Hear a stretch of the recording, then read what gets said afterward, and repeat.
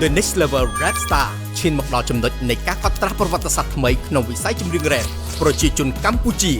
តើ Rap Star រូបណាស័ក្តិសមនឹងទទួលបានងារជាម្ចាស់ជ័យលាភីដំបូងនៅក្នុងកម្មវិធី The Next Level Rap Star នារដូវកាលទី1នេះយើងសូមប្រកាសពីការបោះឆ្នោតដើម្បីស្វែងរកជ័យលាភីពីវិធីងាយៗដើម្បីបោះឆ្នោតវិធីទី1តាមរយៈ Telegram លោកអ្នកគ្រាន់តែ scan QR code នៅលើអេក្រង់បន្ទាប់មកធ្វើតាមការណែនាំនៅក្នុង bot វិធីទី2តាមរយៈការផ្ញើសារ SMS គ្រប់គ្រង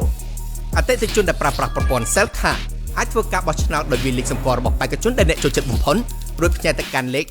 1690 Chris Diva មានលេខសម្គាល់ TR1 JX មានលេខសម្គាល់ TR2 Sly O មានលេខសម្គាល់ TR3 រាល់ការបោះឆ្នោតម្ដងចំណាយថវិកា30សេនការបោះឆ្នោតចាប់ផ្ដើមពីពេលនេះរហូតដល់ថ្ងៃទី1ខែឧសភាវេលាម៉ោង 10 យប់រវាង Sly O Chris Diva និង JX តើបេក្ខជនរូបណាដែលប្រជាជនកម្ពុជាជ្រើសរើសជាម្ចាស់ជ័យលាភី The Next Level Rap Star រដូវកាលទី1